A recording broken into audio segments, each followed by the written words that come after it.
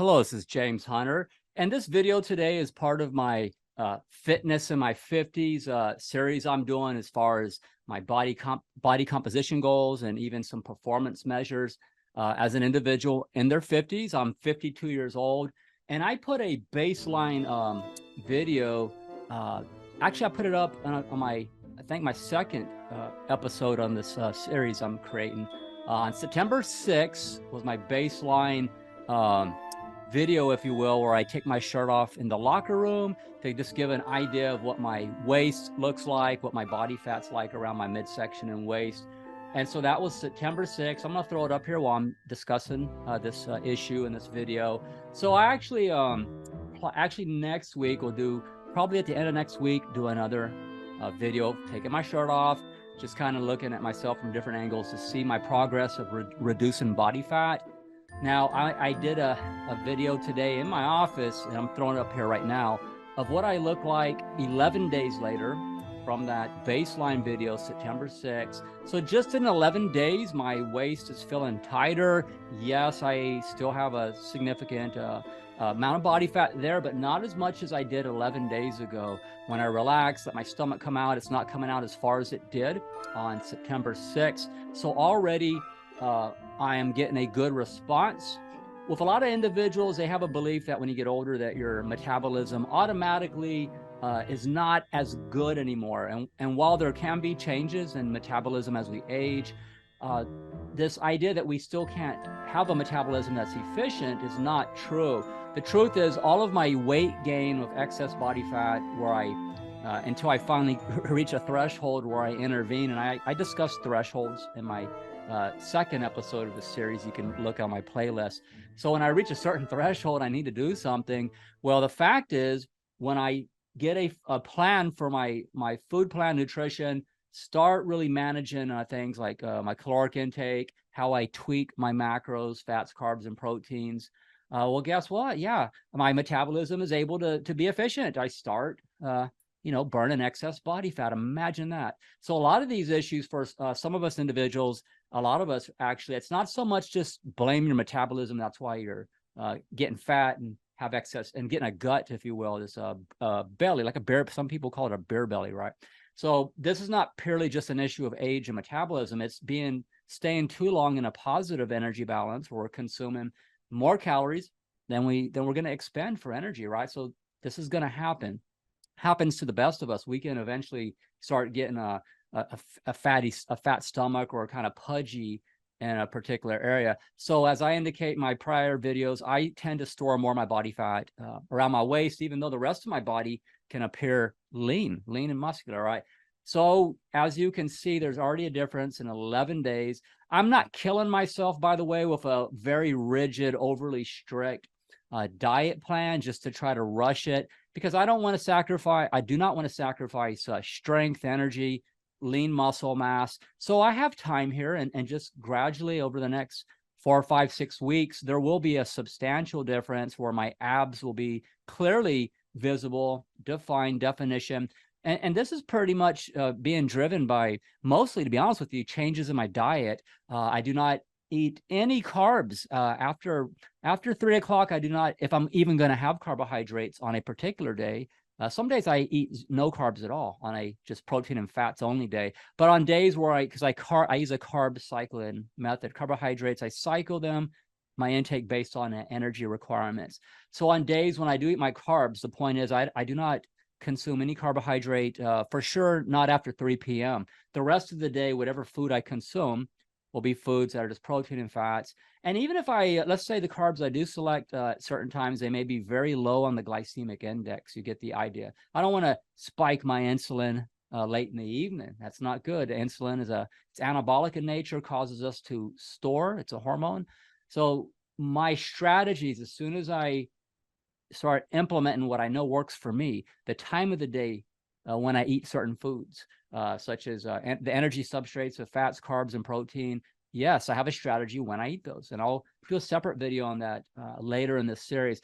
So my diet, it's been consistent. I've been eating things like shoulder steaks, maybe little flank steaks, not too thick, just thin pieces of meat.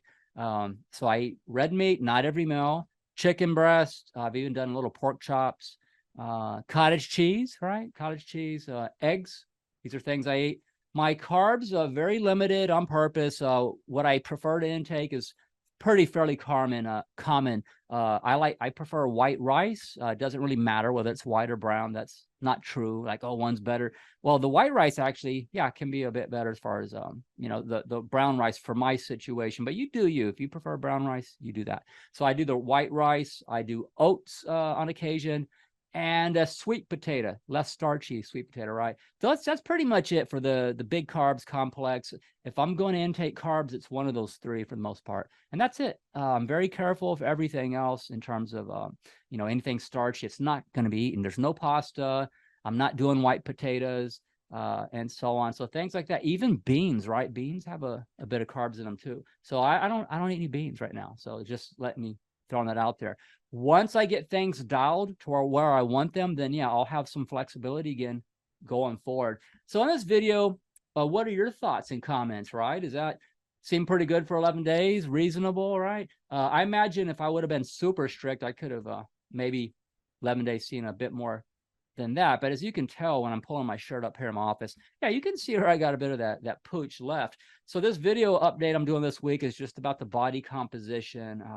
These things do not sneak up on us overnight. You do not wake up overnight with a bare belly, a gut, overweight, even obese in the extreme measures, right? People who are morbidly obese. Does not happen overnight. It happens as a function, as a process over time. So this is where I talk about thresholds, I believe, in episode 2. I believe we all need thresholds. What is your threshold before you start to intervene? Because if I do not intervene periodically when I need to, that's how I would end up being fatter, or a bit deconditioned, out of shape. When I get older, when I'm in my 60s, I don't want to be somebody with a, as they say, the dad bod, or whatever term you want to use that works for you. I don't see myself being that person.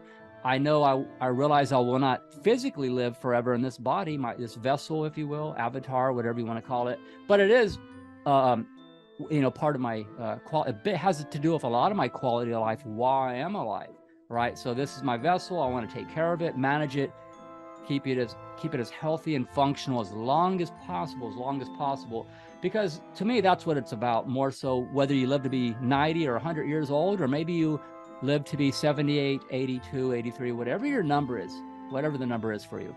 It's that quality of life. And we don't need to stop setting standards for ourselves simply because we're aging. We set standards, and we live to meet those standards through a lifestyle more than really having goals. And by the way, I say this a lot, goals at a certain point are not goals, they're decisions. And we can't hide behind goals. Well, because I have a goal makes it okay. No, it doesn't. Not really. It'd be more honest and actually a bit more acceptable. And I actually can respect somebody more to be honest and just say, well, it's not important, right? It's not important. That's why it's not a priority.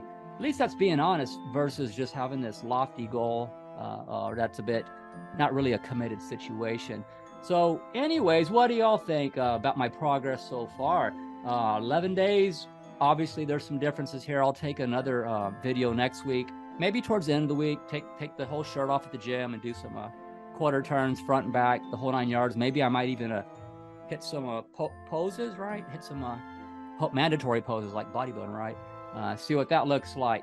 So the end result, body composition.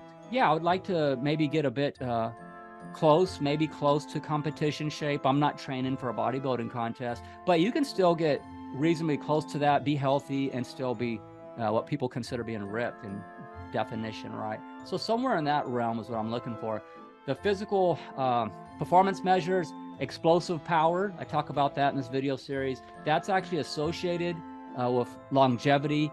Dr. Peter Attila, I believe, if I saying his name correctly, he has his own podcast. I believe he calls it The Drive, and it's under the name's Peter Attila, MD, I believe.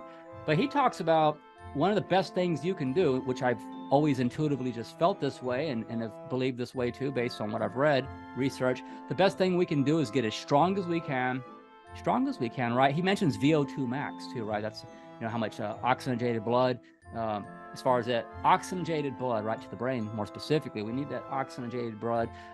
Your maximal heart rate, VO2 max, these are measures that are done sometimes at universities, medical places as well. So the greater the VO2 max, the stronger you are. And then explosive power.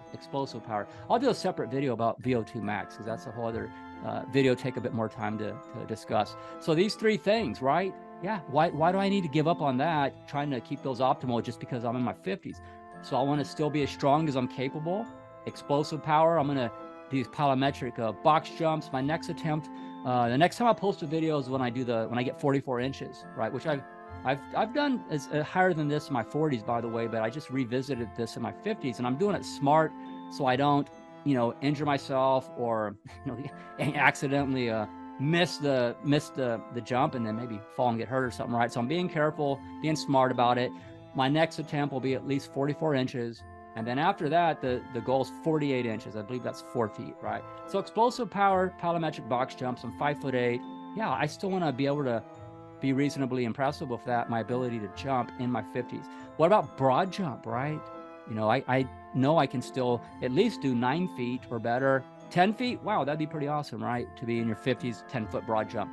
So I'll be throwing in some broad jump videos too. So you get the idea. These are pretty straightforward things, fairly simple. How high can I jump? Vertical. How far can I jump? Project myself forward. Broad jump. Just like a swimmer, right? They got to jump out into the water, kind of like doing a bit of the vertical plus for distance to get into the water when they swim for a race. So these are horizontal power, right? Vertical power as far as jumping. Yeah, why not? To me, it's fun. Makes my life easier. So to kind of wrap up some of the points, there's a bunch of points why I feel motivated to exercise because I place so much value on it. I've said this for a long time. When you are physically fit, when you're strong, compared to just what is required for activities of daily living, it's like having a superpower, right? And it is. If I can deadlift 405 pounds for 5 reps and do that weighing 165 pounds, that is a superpower for me. Because when I go to Home Depot or Lowe's and I want to load up some lumber or lift some 80-pound quick creek bags or whatever, because I'm building a fence, yeah, I have the strength to do all that stuff, not injure myself. The strength I have is more than suffice to meet the demands and needs. What about grocery shopping? What about climbing stairs? What about going to a park, hiking, vacations, etc.?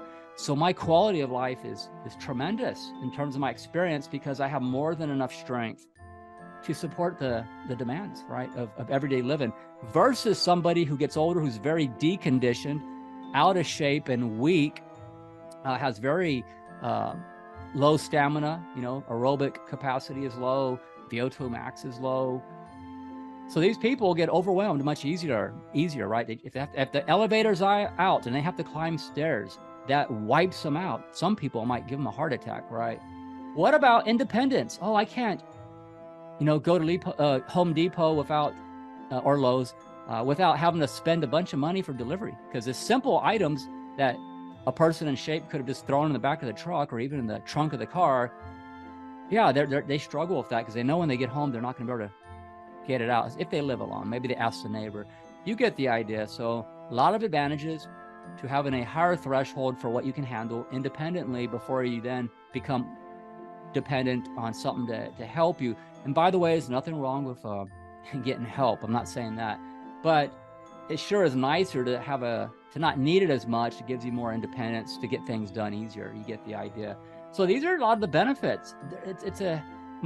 I had football coaches throughout my life in different grades. I started playing football in the 7th grade all the way through my senior year. I ran track and field. We'd do off-season workout and lift weights.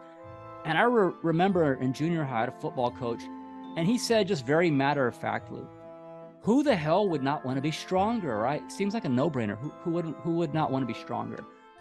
That always stuck with me because it made sense. He's right. Why not be stronger? It's a win-win situation. Well, hopefully this will kind of inspire some people to start thinking about their situations, particular to people who are in their 50s and older. Heck, even if you're in your 40s, right? Or whatever age you are. Maybe this helps you to focus, right? Because at the end of the day, it's really where we place value. that compels us to do things, because it is important more than it is our motivation per se. Motivation by itself is not enough. It's what we value. That's what matters. And really, it's other ways of talking about motivation, as I discuss some other videos.